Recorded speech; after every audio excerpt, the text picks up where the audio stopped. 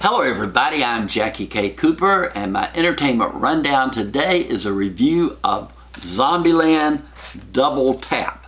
And Double Tap is the sequel to the original Zombieland that starred Woody Harrelson, Jesse Eisenberg, Emma Stone, Abigail Breslin.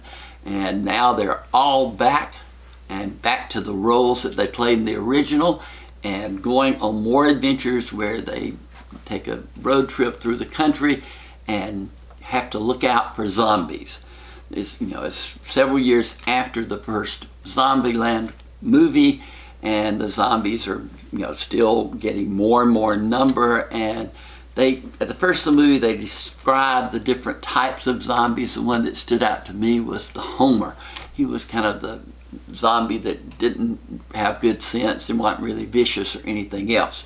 But there is a breed that is getting stronger and harder to kill, and those do pose a problem. When I saw the first Zombieland movie, I'm not a big Woody Harrelson fan. Never have been. I liked him on Cheers. Haven't liked him in any movie since then. But I was watching the original and I thought, I just don't get this movie. It wasn't funny to me. The storyline with zombies didn't appeal to me. I was just like blah on the whole thing. So I didn't expect any more from this sequel. And so it starts out and I'm thinking, oh yeah, there's Woody Harrelson. He's kind of the patriarch of the group. And then there's Jesse Eisenberg and Emma Stone. They're a romantic couple kind of thrown together because there aren't that many humans left on the planet. And then Abigail Breslin, who was much, much younger when the original Zombieland came out. She's a full-grown adult now. And their interactions, and as the movie starts, they're living in the White House of all places. Going to the Oval Office, and that's just where they live. And they're just a little close-knit group that are there. And then one day, Abigail Breslin and Emma Stone's characters decide that they want to go look, at some other part of the country. And they take off, and while they're gone, kind of breaks Jesse Eisenberg's heart because his girlfriend has left him. But a new person arrives on the scene, a young girl played by Zoe Deutsch, and she is the highlight of the movie. She is hilarious. Her performance in this movie is so good that it almost makes me forgive her role on The Politician, the movie that's on Netflix.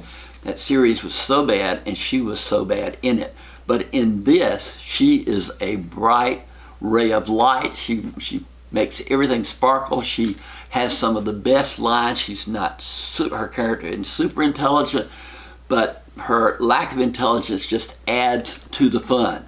But what I found as I was sitting there expecting not to like the movie is that I was laughing at the jokes. I was actually catching on to the jokes. Unexpected. I didn't expect to be in sync with this film at all, but I found out that I was, and it does have some funny moments. It's stupid. The plot about the zombies and everything never goes anywhere. It's just an exercise, in futility as they, stave off the hordes of zombies that pour toward them.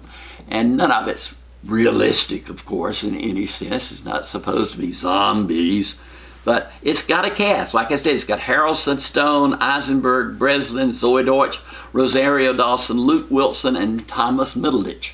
So you've got a crowd of a cast, and they all play their roles well. It's rated R for profanity and violence, but it's all just done in a fun way. I scored it 6 out of 10. It came up over average for me because this time I felt like I was in on the joke and it didn't go over my head.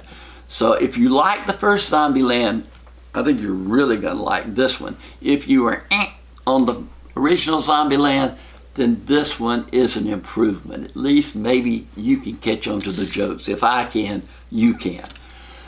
So there you have it. Reach down and hit that subscribe button because we've got a lot more movie reviews coming out for you. But for today, this has been my entertainment rundown with a review of Zombieland Double Tap.